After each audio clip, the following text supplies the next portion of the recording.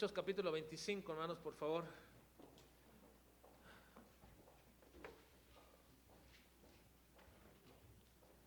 Como hemos visto, vamos de manera prácticamente rápida a la culminación del libro de los Hechos. Prácticamente nos hemos tomado ya casi 3 años en este proceso.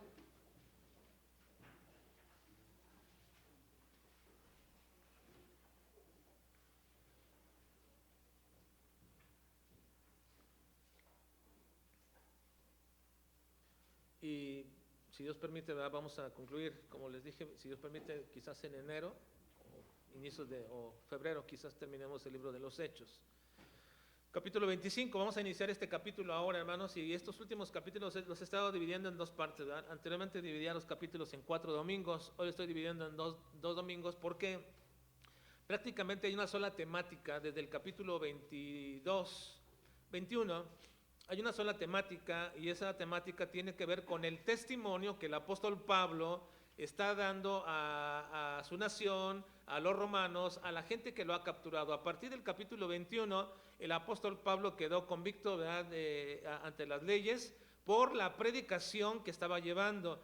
Había sido de alguna forma acusado de cosas incorrectas, pero lo capturaron y así va a permanecer el apóstol Pablo, prácticamente va a permanecer así hasta el final de su vida. Es precisamente al final de los Hechos donde veremos cómo el apóstol Pablo queda encarcelado, y de ahí se escriben varias cartas, y de ahí el apóstol Pablo prácticamente va a llegar a la finalización de su vida, aunque algunos piensan que hubo un pequeño periodo de libertad que tuvo. Finalmente la vida del apóstol Pablo va a culminar siempre en esta situación de cárcel, a veces maltratado, otras veces con cierta libertad, pero va a terminar así la vida del apóstol Pablo, que prácticamente hemos analizado en todos estos últimos domingos o últimos años, ¿verdad?, que hemos estado estudiando el libro de los Hechos. Hoy vamos a ver el inicio del capítulo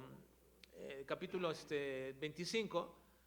Lo voy a dividir, como dije, en 2 partes una vez más, y vamos a ver ahora bajo el tema del testimonio inobjetable, porque todos los últimos capítulos tienen que ver con el testimonio de Pablo, y es un testimonio inobjetable. Nadie puede objetar, nadie puede desmentir el testimonio de Pablo, como nadie debería de desmentir nuestro testimonio tampoco. No debería alguien decirnos, no, lo que dices es mentira, no es verdad, porque dices una cosa y haces otra. Bueno, yo espero que no sea así entre nosotros, espero que no sea así, pero el testimonio de Pablo es inobjetable porque nadie puede desmentir lo que él ha dicho. Tiene testigos en todo esto. Ahora vamos a ver, hermanos, hoy en esta parte del testimonio inobjetable de Cristo, versículos 1 al 12, apelando a una autoridad legítima y superior. Apelando a una autoridad legítima y superior. Uno de los grandes contrastes, hermanos, que están polarizando a la sociedad, sobre todo latinoamericana, en estos tiempos, y principalmente a nuestros países, en los cuales estamos nosotros, es que tiene que ver con 2 extremos en los que los gobiernos de nuestros países están buscando solucionar los aparentes problemas sociales, económicos, políticos, familiares, educativos, etcétera. Esos 2 extremos en que diríamos, toda Latinoamérica está tratando de solucionarlo de manera en la que están gobernando y la manera que están tratando de implementar, es cada vez más, en uno de ellos, la injerencia del Estado en todos los ámbitos de las personas. Uno de esos extremos es la injerencia cada vez mayor del Estado en los ámbitos de la vida de las personas, y con ello tratando de regular inclusive hasta las relaciones familiares y hasta la percepción personal que tiene cada uno. Cada vez más el Estado se mete en estos ámbitos. Por un lado, ese es uno de los extremos, pero por el otro lado tenemos aquellos que son más liberales y que en cada una de sus diversas manifestaciones de este liberalismo pugnan por una completa libertad en todo lo que tiene que ver con el desarrollo del individuo en todas sus facetas. Es decir, el hombre es libre completamente en todo, en su ámbito político, social, económico, cualquier cosa, y esta especie de gobierno liberal tiene también muchas facetas diferentes. Son dos extremos en los cuales nos encontramos hoy día la mayoría de los países en Latinoamérica. Ahora, menciono esto, no porque me gusta hablar de política ni estas cosas, no, pero lo menciono porque es una problemática en ambos extremos que tiene que ver con un problema y un principio, y se llama el principio de autoridad. El asunto de cualquier extremo, como en los gobiernos que sean, nos gusten o nos disgusten, el asunto tiene que ver con la percepción que tanto aquellos que tienen demasiada injerencia como aquellos que son demasiado liberales, tiene que ver con su percepción de lo que es la autoridad. La autoridad. Desde que unos, en un lado, conciben la autoridad máxima como el Estado, y otros que conciben la autoridad máxima al individuo, y al hacerlo dejan afuera la verdadera autoridad que los cristianos, al hacerlo de esta manera, dejan fuera la verdadera autoridad que los cristianos, en nuestra percepción bíblica y correcta que vemos desde la palabra de Dios, vemos como la máxima autoridad, no al Estado, no al individuo, sino que vemos como máxima autoridad a Dios. Dios es nuestra máxima autoridad. Y esa es la percepción que el cristiano debe mantener. Esté inmerso en cualquiera de estas dos áreas en la que los gobiernos de este tiempo tratan de acomodarnos, ya sea en la mayor injerencia del Estado o en la completa libertad que unos pueden tener. En cualquiera que sea, el creyente, el verdadero hijo de Dios, debe percibir como máxima autoridad a Dios, porque Dios es el creador de todas las cosas existentes y Dios es el sustentador de todas las cosas existentes. No solamente las creó y por tanto le pertenecen, y Él tiene autoridad sobre lo que Él crea, y todo lo creado le pertenece. No hay cosa creada que no le pertenezca. Pero no solamente por eso, sino también porque las sustenta, es decir, las cuida, les da la manutención y les permite seguir en todo lo que esa creación está llevando a cabo. Por lo tanto, Dios es la máxima autoridad de todo lo creado, visible o invisible. Colosenses 1:16 dice al respecto, porque, lean conmigo, porque en Él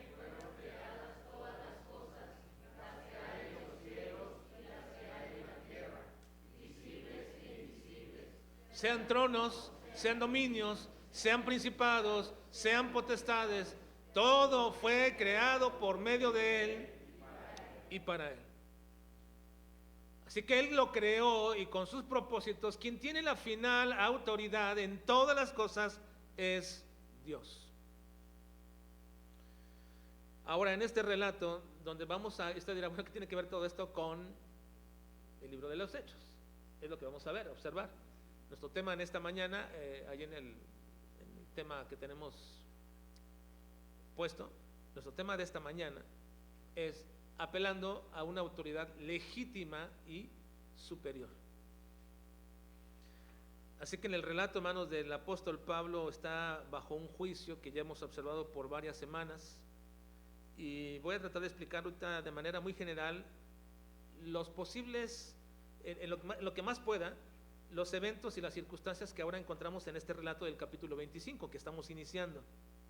Voy a entrar a esta parte tratando de explicarlo lo más general que yo pueda en este sentido, pero surge en este relato, surge una situación donde el apóstol Pablo va a estar bajo la intención de un gobernador romano de querer regresarlo a Jerusalén y ser juzgado allá por los judíos. Y aquí es donde el apóstol Pablo apela a la autoridad de Roma.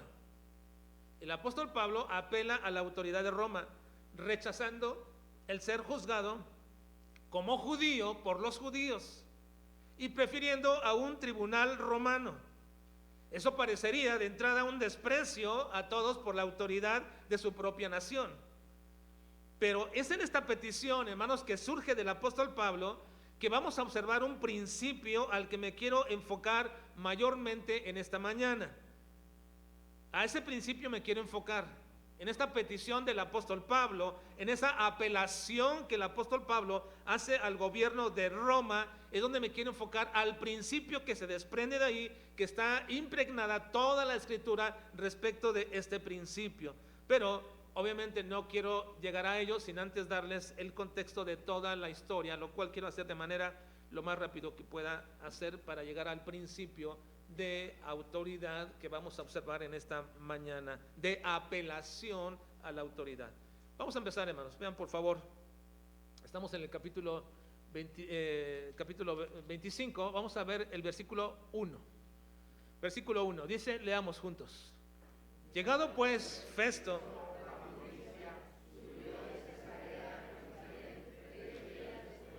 bueno, ahí fue donde nos quedamos la semana pasada. Ustedes tienen que recordar que en el estudio del capítulo 24, el gobernador Félix dejó a Pablo encarcelado porque ninguno de sus acusadores podían probar nada de lo que dijeron. Y entonces, como no quería tampoco estar en contra de los judíos y porque ya tenía mala fama este gobernador Félix, entonces lo dejó ahí encarcelado. Y con ello también dice que procuraba que el apóstol Pablo de alguna manera en algún momento le ofreciera dinero para poderlo dejar en libertad. Estaba esperando una especie, un soborno. Pero precisamente 2 años pasaron de todo esto, del capítulo 24 al capítulo 25, pasaron 2 años donde el apóstol Pablo está encarcelado, esperando precisamente que viniera un reemplazo de aquel gobernador Félix, puesto que Nerón, oyendo las quejas contra Félix, lo mandó reemplazar y cambio de gobernador, y entonces ahora manda a otro nuevo gobernador que se llama Festo. Y es aquí que este nuevo gobernador llegó primeramente a Cesarea y después se fue a Jerusalén. Quizás más allá de lo conveniente del viaje era para poder dar a conocer su presencia como un nuevo gobernador allí en Jerusalén y en la nación de Israel, que iba a empezar a gobernar, porque los romanos querían mantener su gobierno y su dominio sobre el pueblo judío. Por cierto, los historiadores catalogan a este nuevo gobernador, a Festo, como uno de los mejores gobernadores que Roma había puesto en todos los tiempos sobre Israel. De todos los gobernadores, este es el que mejor tiene fama, Festo. Ahora, ahí estamos en ese punto. Ahí está Pablo, ahí llegó Festo y está en este lugar. Vamos al versículo 2 y 3, por favor. 2 y 3. Vamos a mantenernos en esta postura de lectura. Versículos 2 y 3. Leamos. Dice, los judíos se presentaron ante él, Pablo, y le rogaron, pidiendo contra él como gracia que le hiciese traer a Jerusalén, preparando ellos una celada para matarle en el camino. Vean,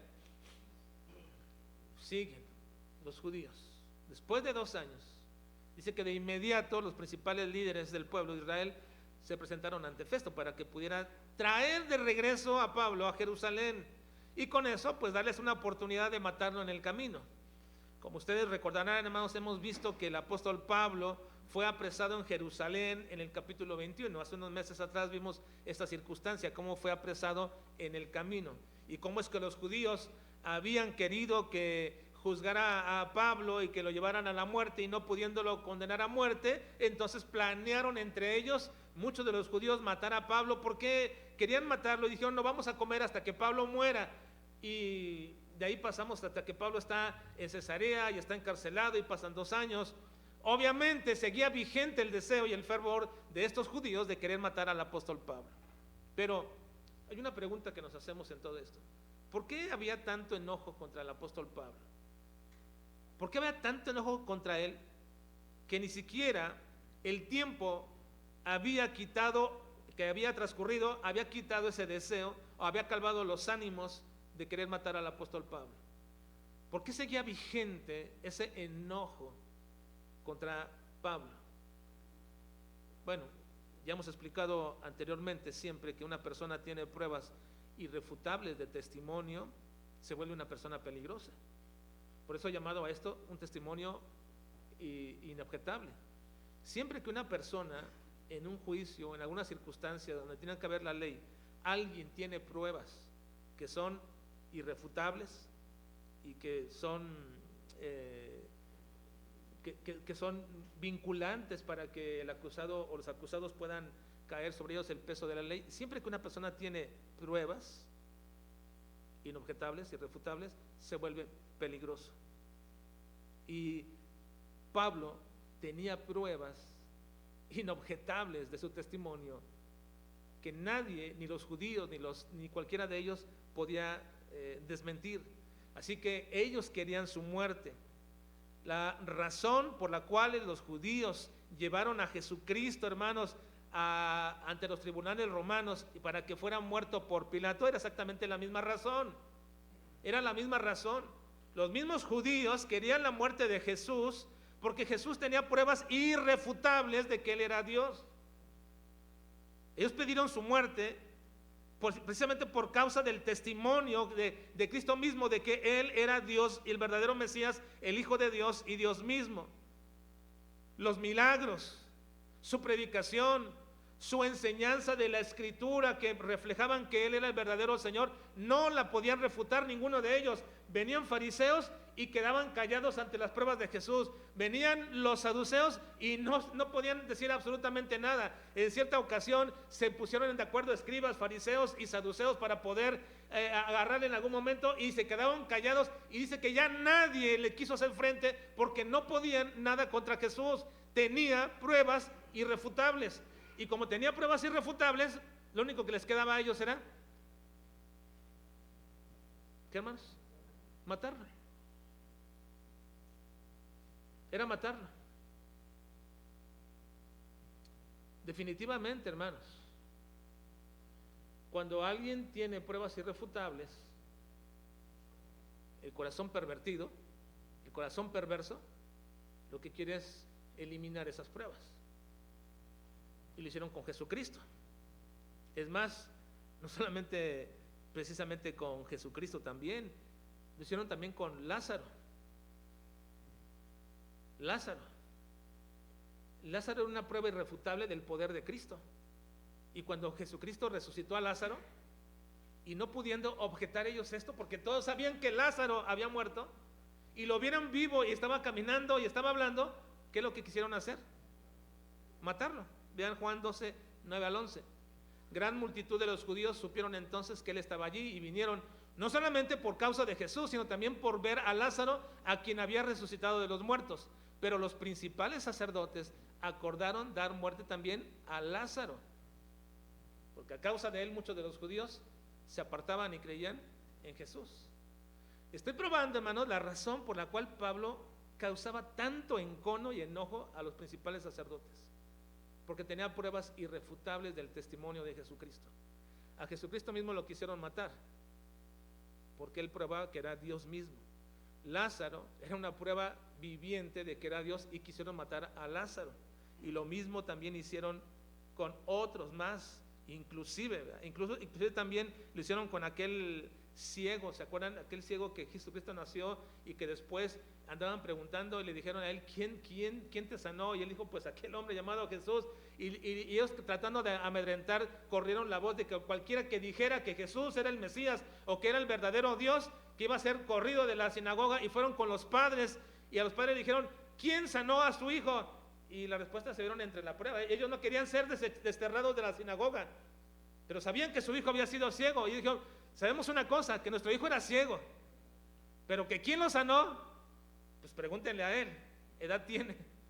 Que se zafaron de ese enrollo en ese momento, ¿verdad?, que tenían, porque tenían miedo. Dice Juan 19, 20 y 21, sus padres respondieron y dijeron, sabemos que este es nuestro hijo y que nació ciego, pero cómo ve ahora no lo sabemos, o quién le haya abierto los ojos, nosotros tampoco lo sabemos. Edad tiene, pregúntenle a él, él hablará por sí mismo. Era el miedo que tenían. Hay muchos casos respecto a esto. Lo que quiero probar en todo esto es que el testimonio de un cristiano, cuando es verdadero y fidedigno, causa enojo.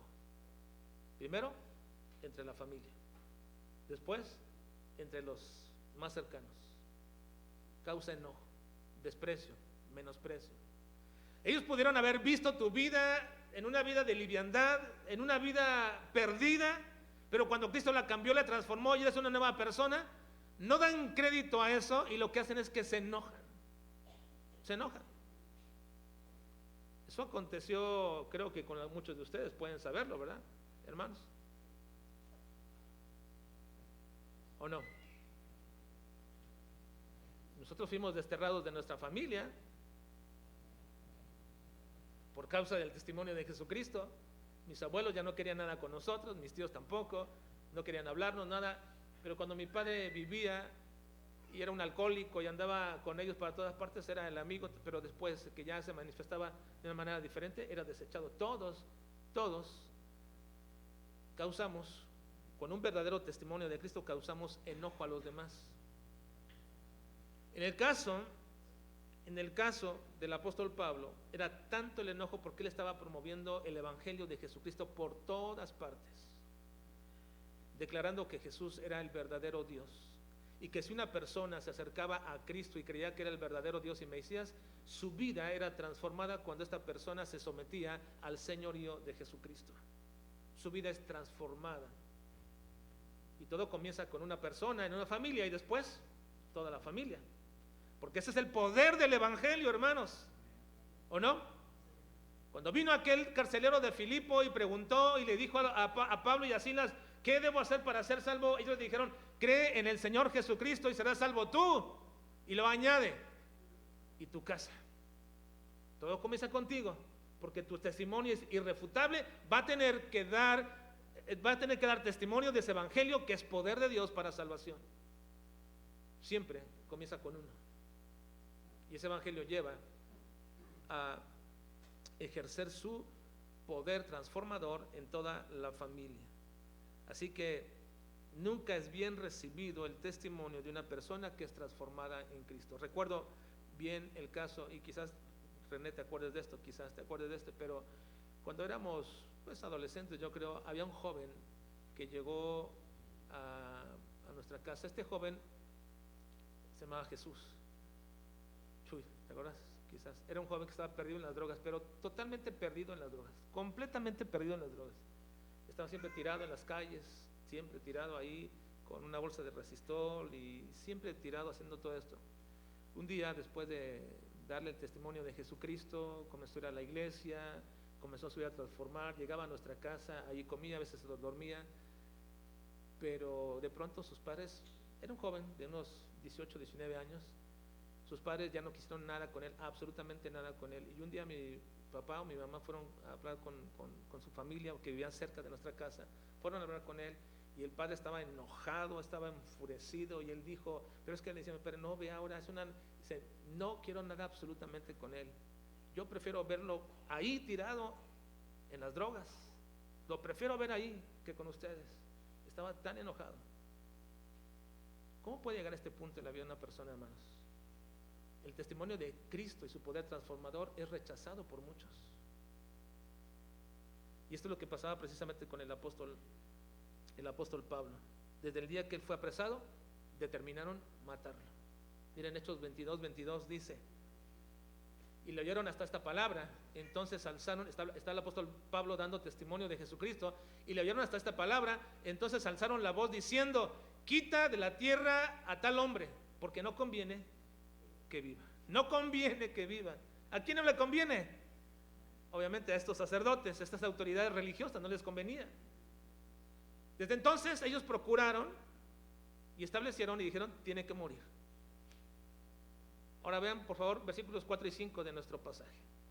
Estamos viendo de entrada rápido este relato, nada más para que podamos ver a dónde vamos a llegar al principio de apelación a la autoridad. Versículos 4 y 5, por favor. Lean, por favor. Dice: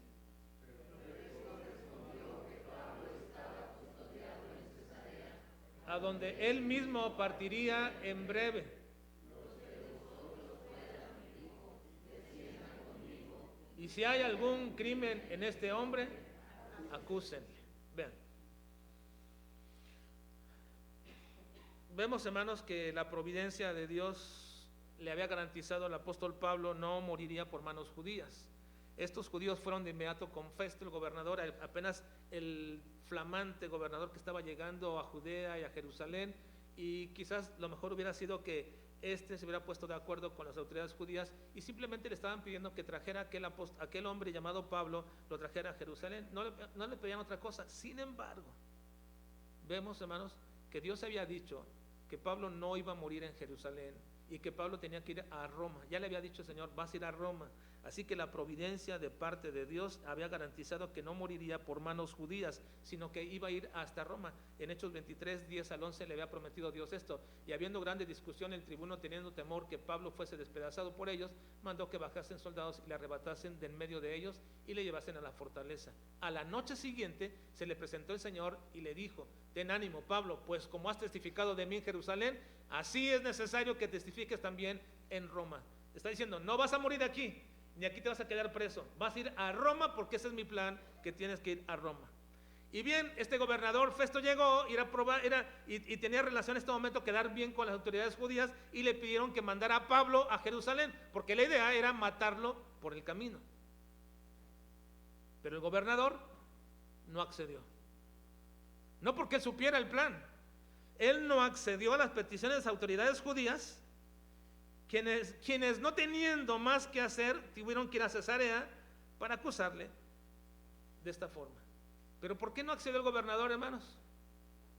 ¿Por qué el gobernador no accedió? Lo más lógico es que hubiera accedido, apenas está llegando como gobernador y le están pidiendo a los judíos que vaya acá, lo más probable es que lo hubiera hecho, pero no accedió porque la providencia de Dios, que gobierna y que controla todas las cosas, no permitió que sucediera. No va a suceder, no va a pasar. Esto nos enseña siempre, hermanos, que cuando Dios tiene un plan en nuestras vidas, cuando Dios tiene un plan con nosotros, nunca va a permitir, hermanos, que sus planes se frustren. Va a seguir según el plan determinado por el Señor. Ahora, quiero que vean, hermanos, los versículos 6 al 8, cómo fue que estos hombres no podían hacerlo. Entonces, de manera fallida van y le acusan delante del gobernador. Versículos 6 al 8, por favor. 6 al 8 dice: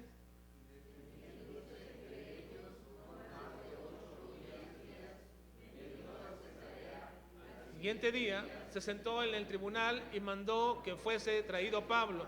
Cuando éste llegó, lo rodearon los judíos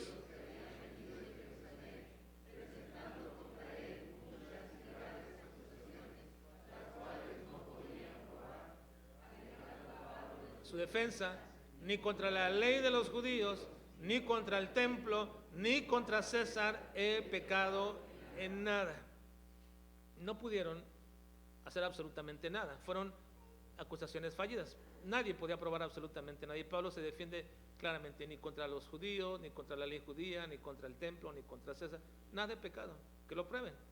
Obviamente no podían probar absolutamente nada. Pero ahora aquí, hermanos, es donde quiero llegar a este punto en el relato. Versículos 9 al 12, por favor. Vamos a ver. Este es el punto, por favor, que quiero que ustedes establezcan bien en su vida y en su corazón, porque no solamente fue un evento histórico aquí mencionado y ahí circunstancial, no. Aquí se va a desprender un principio que es sumamente importante para nuestras vidas. Por favor, versículos 9 al 12. Todos ahí, despertemos por un momento y veamos versículos 9 al 12. Dice: queriendo congraciarse con los judíos, respondió a Pablo, dijo: ¿quién subirá a Jerusalén y allá ser juzgado de estas cosas delante de mí? Pablo dijo: ante el tribunal de César estoy, donde debo ser juzgado. A los judíos no les he hecho ningún agravio, como tú sabes muy bien, porque si algún agravio o cosa alguna digna de muerte he hecho, no rehúso morir. Pero si nada hay de las cosas de que estos me acusan, nadie a ellos, a César apelo. Entonces Festo, habiendo hablado con el consejo, respondió: a César has apelado, a César irás. Este es un pasaje muy emocionante, hermanos, porque si ustedes siguen el relato de todo esto y cómo Pablo conocedor de todas las leyes y de todas esas cosas, ¿cómo él llega a este momento y dice a César apelo? Y se queda, el gobernante se queda, yo creo, totalmente sin entender. Y habiendo hablado con sus consejos, dijo, te queda otra, apeló a César.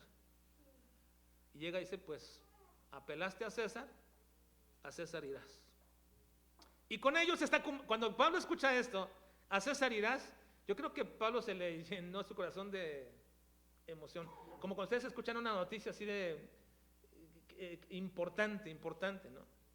Yo no sé si a ustedes les pasaba esto, pero yo lo menciono así, pero cuando hacíamos exámenes para entrar a la secundaria o a la prepa o a la universidad, ¿les pasaba que iban a ver las listas o no? ¿Sí iban a ver las listas? O ya creo que la mandan por correo electrónico y cosas así, ¿no? Pero antes íbamos hasta la lista y corría y preparaba y ahí comenzabas. Yo era Velázquez, por supuesto, entonces yo hasta la última. Pero siempre me gustaba empezar desde porque yo quería, dije, no, por si se equivocaron, ¿no? Entonces, alguna cosa, empezaba de la A, B, C, D, hasta la última, y al último, y como era Velázquez, iba casi hasta el final de las V's, y cuando llegaba y veía mi nombre, se me tiraba una emoción. ¿A ustedes no les pasaba eso? Así que les embargaba una emoción, sentían así como una emoción grande, ahí estoy, ¿verdad? Qué bueno. Yo creo que era lo mismo que el apóstol Pablo le aconteció en este momento. Porque había pasado más de 2 años con lucha, gente atacándole aquí y allá, por todas partes viniendo judíos, viniendo sacerdotes, querían matarlo, sabía de esas cosas que querían matarlo, pero cuando llega este momento y le dice, Festo, ¿apelaste a César irás. Se cumple lo que Dios quería para mi vida. Voy a ir a Roma y allá voy a predicar el evangelio de Jesucristo. Así que Festo, queriendo iniciar bien su mandato, hermanos, quiso darle algo de concesión a los judíos sin que Festo supiera de la trampa que le estaban poniendo para matarlo. Le pregunta a Pablo que si quiere ir a Jerusalén, y Pablo pues se vio en la necesidad en este momento, en el estrecho, de rechazar la petición de los judíos, porque él sabía que era una trampa. Y ya habían intentado anteriormente eso, como cuando un sobrino de él lo descubrió, ¿se acuerdan? Que descubrió que lo querían matar, y entonces fue y le dijo al tribuno, y el tribuno lo mandó a Cesarea, donde estaba resguardado ahora. Pero queriendo evitar esta situación, el apóstol Pablo pronuncia una frase que lo libera del peligro inminente de muerte. Él dijo, a César apelo. Esta petición de Pablo parece muy extraña por varias cosas. Primero, Pablo, siendo acusado por judíos acerca de la religión judía, la apelación a una autoridad romana no parece adecuada debido a que ellos no tenían ninguna jurisdicción sobre las cosas religiosas de los judíos. ¿Por qué Pablo apelaría a una autoridad romana que no tiene jurisdicción para decir es culpable o libre? Ellos no podían hacerlo porque trataban de asuntos religiosos.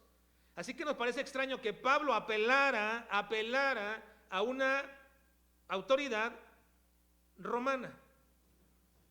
Ahora recuerden lo que el mismo Pilato le dijo a Cristo cuando estaba juzgándolo, que vinieron y lo entregaron a Pilato, y Pilato, examinándolo, dijo, yo no veo ningún mal en este hombre, no ha hecho nada como para que la ley romana lo mande a matar. No hay forma que la ley romana tenga jurisdicción sobre lo que están acusándole. Y luego cuando le dijo a los judíos, yo no tengo nada, ustedes júzguenle, ellos dijeron, no, si tú no le juzgas y le matas, entonces te vuelves enemigo de César. Y lo pusieron en estrecho.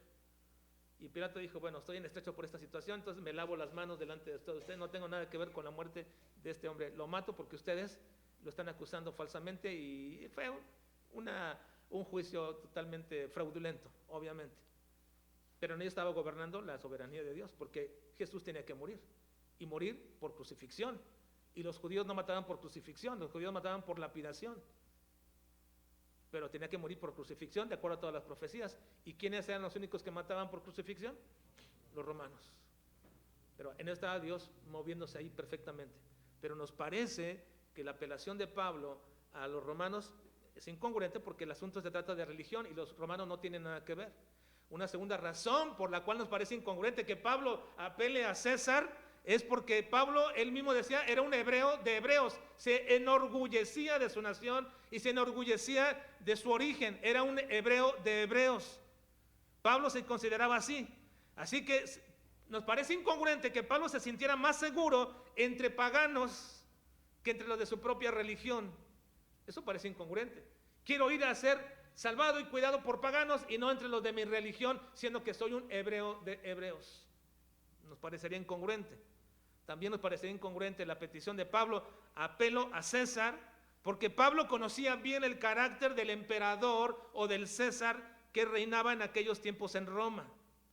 Y ese emperador que reinaba en esos momentos en Roma, ese César, que es un título, no es el nombre, ¿verdad? Ese César que reinaba en Roma era Nerón.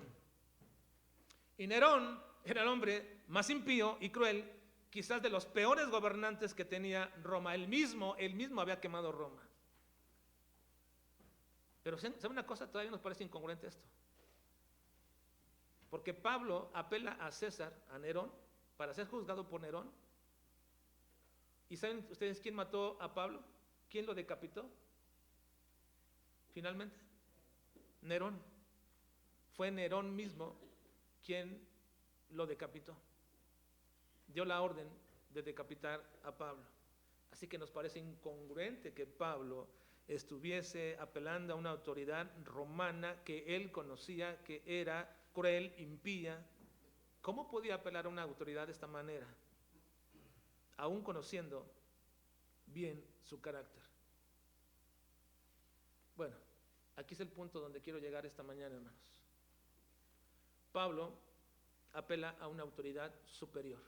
Nuestro tema en esta mañana es así, apelando, como dice nuestro título, apelando a una autoridad legítima y superior. Apelando a una autoridad legítima y superior. Cuando Pablo pronuncia estas palabras, a César apelo, es una palabra, hermanos, es una frase muy especial. Son como las palabras, es la clave, es como una clave de ciudadanos romanos. A César apelo.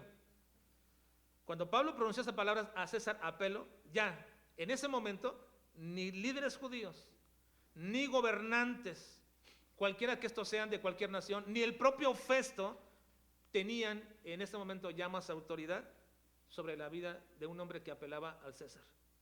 Nunca.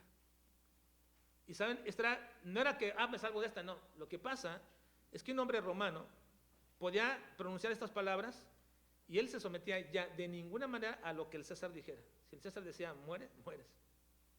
Ya no había juicio. Si vives, ya no había nada respecto de esto. Es lo que dijera el César. Entonces estas personas que ejercían este derecho simplemente estaban apelando a una autoridad legítima y superior. Pero este es el principio que yo quiero que observemos en esta mañana. A pesar, hermanos, de la corrupción que había entre los romanos, los emperadores habían garantizado con sus leyes muy especialmente un derecho al ciudadano romano. Y uno de ellos era precisamente la apelación al gobernante superior. Con estas palabras, un ciudadano romano adquiría el derecho inmediato de presentarse al emperador y recibir el juicio de su propia boca. Él tenía que decir lo que correspondía para esta persona. Claro, ya no había juicio, simplemente venían gente que dijo, este hombre ha sido encontrado de esta manera, enjuiciado por esto, por esto, por esto. Un hombre le decía todos los datos y después el César decía, muere. Ya no había juicio, no había acusadores, no había abogados, simplemente él dictaba lo que él quería. Así que Festo, cuando escuchó esto, yo creo que se levantó de su asiento y se retiró muy contrariado. Porque imagínense, hermanos, Festo había llevado a este prisionero que no conocía más allá de lo que él hubiera querido hacer. Pues en su primer día de mandato, donde tenía la oportunidad de hacer ver su capacidad de hacer justicia correcta al pueblo, se vio obligado a enfrentar el rechazo de su autoridad por la apelación que Pablo hizo, que lo pasó por alto de su autoridad y le dijo, voy a César, no voy a ser juzgado por ti. Entonces perdió Festo su oportunidad y lo manda directamente al emperador. Así que Festo no tuvo más que opción que responder: ¿has apelado a César? Pues a César irás. El apóstol Pablo, hermanos, no solamente era un conocedor de las leyes romanas, él también era romano, recuerden ustedes. Por cuestión de nacimiento era romano, por cuestión de origen era judío. El apóstol Pablo también conocía las leyes divinas. Miren, hermanos, el apóstol Pablo no solamente conocía las leyes romanas, que podía apelar a César, también conocía las leyes divinas. Así que Pablo está usando un principio espiritual que consiste en la apelación a la autoridad legítima y superior. Esta es una ley divina, hermanos. Es un principio divino. La apelación a la autoridad legítima y superior. Y déjenme les explico en qué consiste este principio. Porque Pablo no solamente está apelando de acuerdo a una ley romana, sino que Pablo, conocedor también de las leyes divinas y del mismo Dios, apela a una autoridad legítima y superior utilizando el principio de apelación a la legitimidad de la autoridad superior. ¿En qué consiste este principio, hermanos? Les explico de manera breve, no exhaustiva, pero breve. ¿En qué consiste el principio de apelación a la autoridad superior? Primero, entender que Dios es la máxima, única y legítima autoridad en todo el universo o los universos. Dios es la máxima, única y legítima autoridad en todo lo existente, visible o invisible. En primer lugar, hay que entender esto. Isaías 45:18 dice: porque así dijo Jehová, leamos todos, que creó, bueno, empezamos. Porque así dijo Jehová, que creó los cielos.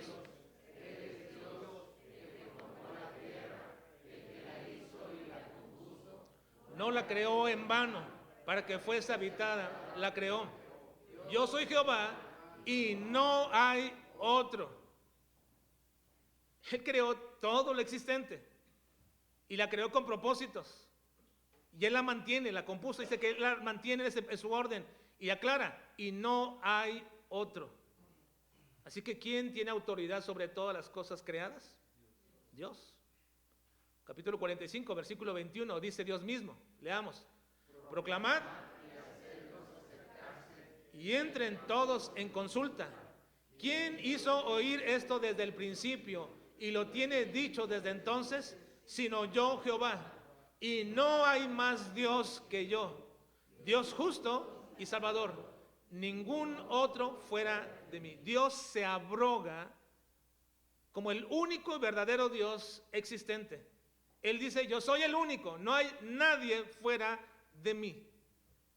La palabra Dios en sí mismo significa el que está por encima de otro. Dios es falso, es una, diríamos, una incorrección de nuestro lenguaje, porque no habría dioses falsos, simplemente no hay dioses. No hay dioses. Porque la palabra Dios es simplemente el que está por encima y tiene y rige todo absolutamente. Así que entendamos de primera instancia que el principio de autoridad debe primero recaer en entender que Dios es la única, máxima y legítima autoridad en todo lo que existe. ¿De acuerdo, hermanos? Ahora, segundo, por eso es que Dios se le denomina y tiene el carácter de soberano. No puede haber dos soberanos, porque entonces ya no es soberano ninguno de los dos. Hay uno y solamente soberano. Hechos 4:24 dice: y ellos, habiéndolo oído, alzaron unánimes la voz a Dios y dijeron: soberano Señor, tú eres el Dios que hiciste el cielo y la tierra, el mar y todo lo que en ellos hay. El hombre reconoce que el único soberano es Dios. No existe la soberanía del individuo. No existe la soberanía del gobierno. No existe la soberanía. Estos tienen autoridad, sí tienen autoridad, pero no son soberanos. El soberano único es Dios. Ahora, en tercer lugar, este principio de autoridad no solamente reconocer que Dios es la máxima, única y legítima autoridad porque no hay otro Dios, sino que Dios tiene el carácter de soberano y no hay varios soberanos, uno solamente. Pero tercero, Dios hace visible su autoridad soberana en la delegación de autoridad. Miren, Dios hace visible que Él es soberano y que Él es poderoso y es único, y lo hace visible como delegando autoridad sobre personas o instituciones. Dios delega autoridad sobre personas o instituciones, pero es muy importante entenderlo, sumamente importante entenderlo. Toda persona y toda institución que tiene una autoridad recibe la autoridad ¿de quién? De Dios. No tienen autoridad en sí mismos, la reciben de parte de Dios. Dios ha delegado autoridad en diversas instituciones o en diversas personas, pero ninguna de estas tiene autoridad en sí misma, sino que la autoridad que de ellos emanan proviene de Dios. Así que el que se opone a una autoridad legítima dada por Dios, el que se opone a una autoridad legítima dada por Dios, no se opone a la autoridad. ¿Se opone a quién? A Dios, porque es Dios quien la puso. Quien se opone a la autoridad legítima dada por Dios, se opone a la autoridad de Dios mismo. Él fue el que la puso. Es la legitimación de una persona o una institución en la autoridad delegada por Dios. Y esto nos dice Romanos capítulo 13, versículo 1 al 5. Vean, sométase toda persona a las autoridades superiores, porque no hay autoridad sino de parte de Dios, y las que hay por Dios han sido establecidas. De modo que quien se opone a la autoridad, a lo establecido por Dios, resiste, y los que resisten acarrean condenación para sí mismos, porque los magistrados no están para infundir temor al que hace el bien, sino al malo. ¿Quieres, pues, no temer la autoridad? Haz lo bueno y tendrás alabanza de ella, porque es servidor de Dios para tu bien. Pero si haces lo malo, teme, porque no en vano lleva la espada, pues es servidor de Dios, vengador para castigar al que hace lo malo, por lo cual es necesario estarles sujetos, no solamente por razón del castigo, sino también por causa de la conciencia. Entonces, fíjense, hermanos, el principio de autoridad está establecido en toda su palabra. Dios es la máxima, única y legítima autoridad porque Él es el único Dios, no hay más dioses. Dios recibe el carácter de soberano porque Él gobierna sobre todo. Tercero, Dios, para hacer visible su autoridad, la delega en personas o en instituciones que la hagan visible. Cuando una persona se opone a personas o a instituciones que tienen la autoridad legítima de Dios, no se oponen a ellos, ¿se oponen a quién? A Dios, porque por Dios han sido impuestas. Ahora, hay en la Escritura 4 instituciones que Dios estableció, que son legítima autoridad. 4 instituciones legítimas de autoridad en las cuales Dios se hace visible en su carácter de soberano al dar esa autoridad. ¿Cuáles son? Primero, la primera institución es la familia. La familia. Cuando creó Dios a Adán y a Eva, Eva pecó, pero el responsable del pecado de Eva, ¿quién fue? Adán. Dios llamó a cuentas a Adán, no a Eva, porque la orden fue dada por Dios a Adán, y Adán tenía que enseñárselo a su esposa Eva. Eva pecó y cayó, pero Dios llamó a cuentas a Adán, y de ahí se desprende el primer principio de autoridad delegada en la familia. Dios ha delegado dentro de la familia la autoridad al varón. Hoy en estos días esta no es una enseñanza muy bien recibida, ¿verdad? ¿O sí? Pero ese es un principio establecido por Dios desde Adán. Y pueden observarlo en toda la Escritura y toda la Biblia. Van a ver que la autoridad delegada por Dios delegada para la familia, dentro de la familia, es sobre el varón. Y el varón es responsable de su familia. Así que Dios dejó y recayó sobre el varón como cabeza de la familia, y Dios se manifiesta en su autoridad soberana en el varón cuando está dentro de la familia. Efesios 5:23 dice esto: porque el marido es cabeza de la mujer, así como Cristo es cabeza de la iglesia, la cual es su cuerpo y Él es su Salvador. Bueno, este es un texto de tantos que podemos mencionar.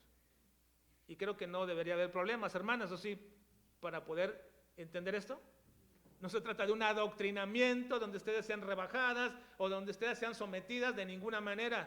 De hecho, vamos a entender ahorita en un momento al final que entender bien este principio de autoridad les protege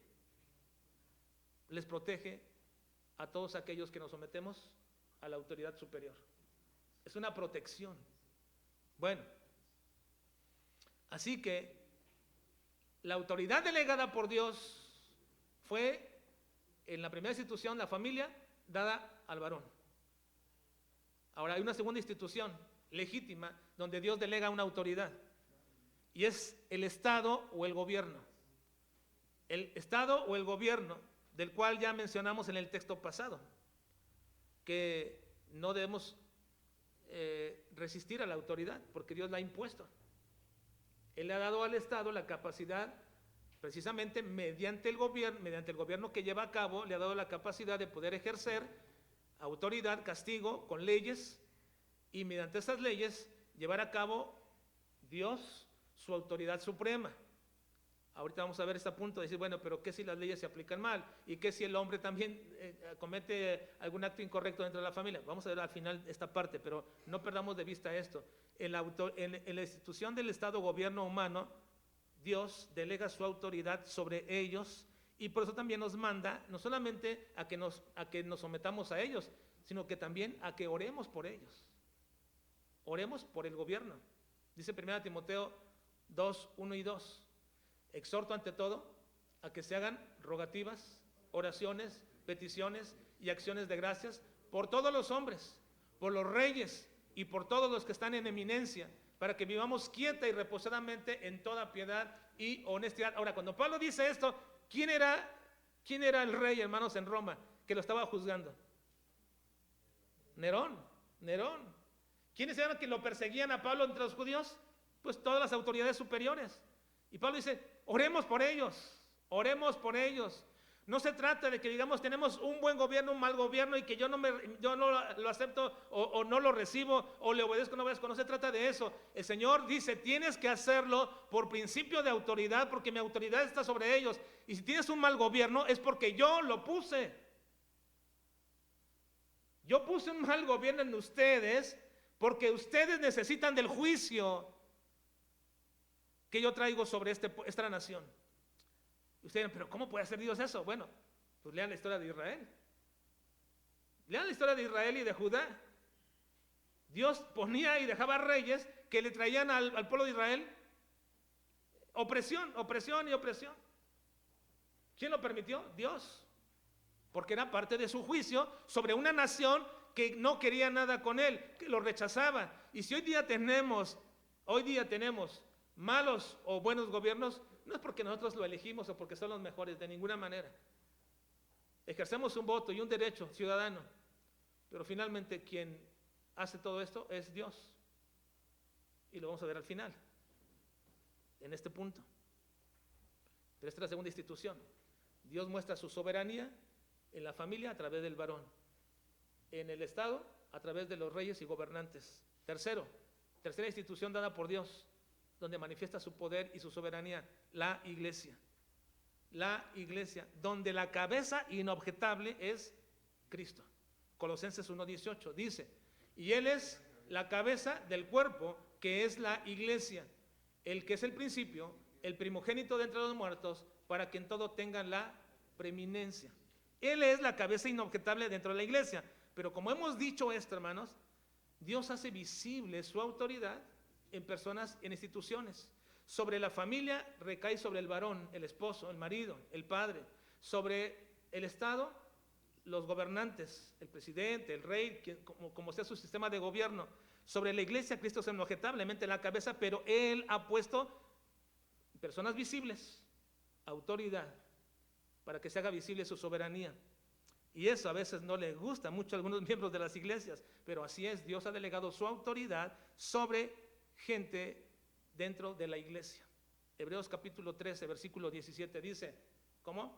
Obedeced a vuestros pastores y sujetaos a ellos, porque ellos velan por vuestras almas como quienes han de dar cuenta, para que lo hagan con alegría y no quejándose, porque esto no es provechoso. Dios hace visible su soberanía dentro de la iglesia a través de los pastores. Cuarta área. No podemos llamarla institución, pero es un área indispensable para todo hombre. Tenemos la familia, tenemos el gobierno, tenemos la iglesia, nos falta el trabajo. ¿Cómo nos desarrollamos? ¿Cómo nos movemos? ¿Cómo adquirimos los bienes para nuestra familia? Bueno, ahí también Dios delega su autoridad. Esta es un área muy importante y debemos siempre mantener, hermanos, nuestro compromiso con la autoridad que Dios ha dado a los que están encima de nosotros, con esa autoridad en los trabajos. Primera de Pedro 2:18 dice: criados, están sujetos a todos, en todo respeto, a vuestros amos, no solamente a los buenos y afables, sino también a los difíciles de soportar. Colosenses capítulo 3, versículo 22.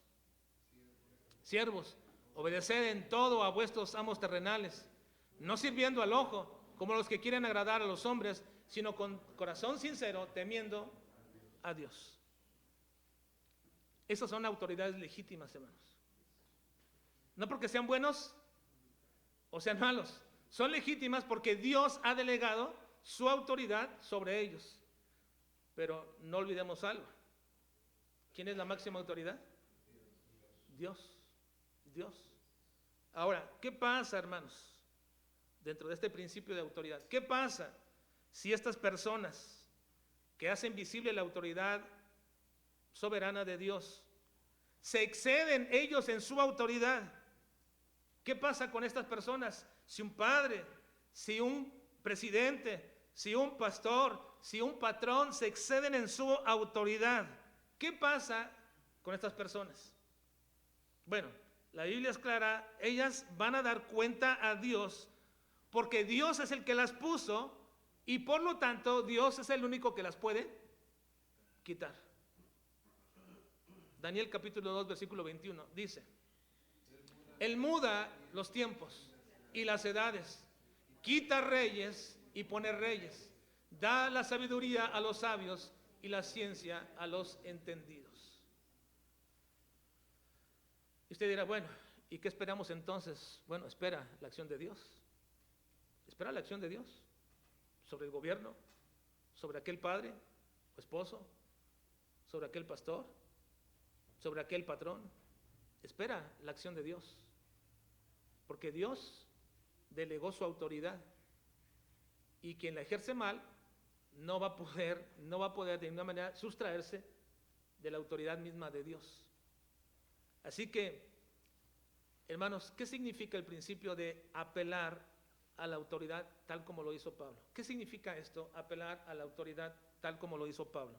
Bueno, significa esto: es reconocer que mi obediencia a la autoridad delegada por Dios está siempre en función, mi obediencia a esa autoridad delegada por Dios está siempre en función de que esta autoridad siga los principios de orden y dirección de Dios. Mi obediencia a esas autoridades delegadas por Dios están en función de que éstas sigan los principios de dirección y de orden dados por Dios, manteniendo así entonces los parámetros de justicia y de rectitud que deben de honrar a Dios con la autoridad que estas personas ejercen, aun cuando estas autoridades no reconozcan ni crean en Dios. Miren, puede ser que un padre no crea en Dios, puede ser que un gobierno no crea en Dios, un rey no crea en Dios, ni un presidente crea en Dios, puede ser que un patrón no crea en Dios. Ya sería mucho decir que puede ser que un pastor no crea en Dios, pero bueno, pudiera ser. Pero miren, puede ser que estas personas ni crean en Dios ni reconozcan a Dios, pero si su práctica está acorde al Dios que les delegó esa autoridad, si su práctica está acorde a la autoridad, a la forma, a la manera, al orden, a los parámetros del Dios que les delegó esa autoridad, entonces debemos obediencia a esas autoridades. Debemos obediencia. Por tanto, hermanos, y no por cualquier otra causa, solamente por esto, y no por cualquier otra causa, cuando la autoridad inmediata que tengo a mí, encima de mí, ha corrompido su práctica de autoridad, entonces tengo todo el derecho de apelar a una autoridad superior, siempre a una autoridad superior. Porque cuando hago esto, así me sujeto a la autoridad, vivo en autoridad, y así también nos sujetamos siempre a Dios. Esto es importantísimo mantenerlo en nuestra mente, hermanos. Cuando alguien que ostenta la autoridad de parte de Dios corrompe su práctica de autoridad y no la lleva correctamente, yo tengo todo el derecho legítimo, como lo tuvo el apóstol Pablo, tengo todo el derecho legítimo de apelar a la autoridad superior. ¿Por qué lo debo de hacer? Porque me sigo así, cuando apelo a una autoridad superior, sigo bajo autoridad. Siempre sigo bajo autoridad. Y de esta manera mantengo el orden establecido por Dios. Miren, así lo menciona Salomón en Eclesiastés capítulo 5, versículo 8, dice: si opresión de pobres y perversión de derecho y de justicia vieres en la provincia, no te maravilles de ello, porque sobre el alto vigila otro más alto, y uno más alto que está sobre ellos. ¿Qué está diciendo Salomón? Sí, puede ser que se corrompa la autoridad que tú ostentas, o alguien ostenta sobre ti, pero no te maravilles, porque así es la gente, y se corrompen. Pero hay otro más alto que él, al cual puedes apelar. Y no olvides, hay todavía uno más alto sobre todos ellos, al cual también puedes apelar. ¿Y quién es esa autoridad más alta sobre todos? Dios. Así que el principio de apelación a la autoridad, hermanos, simplemente nos sigue manteniendo bajo autoridad. ¿Y por qué deberíamos estar bajo autoridad? Miren, hermanos, apelar a la autoridad es estar siempre bajo sujeción. Ese es el diseño de Dios para todos nosotros. No somos, hermanos, entes libres que hacen lo que quieren y lo que desean. No somos seres autónomos ni personas soberanas. Estamos siempre, y Dios nos diseñó para estar siempre bajo autoridad. Desde que nacemos estamos bajo la autoridad de nuestros padres. Cuando crecemos estamos en autoridad bajo las autoridades civiles de una escuela, de un trabajo, de un gobierno. Siempre estamos bajo autoridad. Y cuando nacemos espiritualmente estamos bajo el cuidado de los que Dios ha puesto en la iglesia. No podemos nadie de nosotros vivir sin autoridad. No podemos vivir sin autoridad sobre nosotros. Es peligroso para nuestra vida. Es peligroso para un hijo de Dios que no se sujete a sus padres. Es peligroso para una esposa que no siga los lineamientos de autoridad de su esposo. Es peligroso, hermanos, para alguien vivir sin autoridad. Dios nos diseñó para estar siempre bajo autoridad, porque la autoridad suprema es de Dios. Y no podemos sustraernos de la autoridad de Dios. Y para que no nos sustraigamos de la autoridad de Dios, Dios ha puesto y delegado autoridades para que nos mantengamos siempre bajo la autoridad de Dios. Yo no puedo desechar a mis padres, mis hijos no me pueden desechar a mí, ni yo a los míos, porque siempre estamos bajo la autoridad que Dios nos ha puesto desde que nacemos. Contravenir órdenes de autoridades superiores solamente se puede solamente cuando estas van en contra de los lineamientos divinos y que corrompen la autoridad divina. Solamente. Así que, hermanos, apelar a la autoridad simplemente es obedecer a Dios, someternos a su autoridad y a quien Dios la ha delegado para nuestra protección. ¿Nos guste o no nos guste? Y la única manera que me puedo yo apelar a la autoridad superior es cuando esta autoridad inmediata corrompe el principio de autoridad de Dios. Pero no quiere decir que me sustraigo de la autoridad. Apelo a la siguiente autoridad. Pablo dijo: a César apelo. Y le dijo Festo: a César irás. Porque no es César, ni es Festo, ni es Félix. Es Dios quien dijo, tienes que ir allá. Y Pablo dijo, me someto a la autoridad de Dios. Y en ello descanso. Descansamos cuando estamos bajo autoridad, hermanos. Porque los responsables son los que tienen la autoridad. Y descansamos en ello. Así que, hermana, descansa en la autoridad de tu esposo. Y varón, tienes que descansar en la autoridad de Cristo, porque si no, no puedes ejercer una buena autoridad. Y espero, hermanos, en el Señor, que todos como iglesia estemos sujetos a Cristo, pero también a las autoridades que Dios ha puesto en las iglesias, mientras mantengan el lineamiento bíblico, divino. Vamos a orar.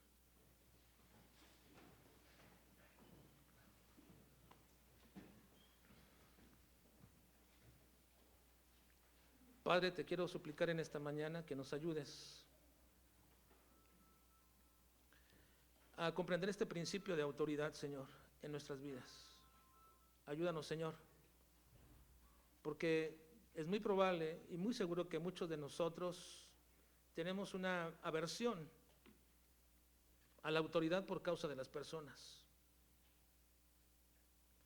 Menospreciamos la autoridad por causa de las personas. Desdeñamos la autoridad por causa de las personas. Pero te quiero rogar, Señor, que nos ayudes a poder establecer bien claramente en nuestra mente que cuando nosotros, independientemente de las personas, nos sometemos a la autoridad en el trabajo, en el país, en la familia, en la iglesia, estamos, Señor, siendo protegidos por ti. Ayúdanos, Padre, para no desdeñar la autoridad del esposo y que las esposas puedan siempre mantener ese deseo, ese ánimo, esa bendición en sus vidas de ser guiadas por un esposo que te teme, que te honra. A los hijos, Señor, permíteles siempre mantener ese deseo de mantenerse bajo autoridad de sus padres y que sean guiados por ellos y que respeten esa autoridad, Señor. Ayúdanos, Padre. Necesitamos tanto de ti para estar siempre bajo sujeción tuya. Guarda nuestras vidas, guarda nuestro corazón, guarda nuestra mente y guarda nuestra práctica, Señor, diaria. Te lo suplicamos y lo pedimos en Cristo Jesús. Amén.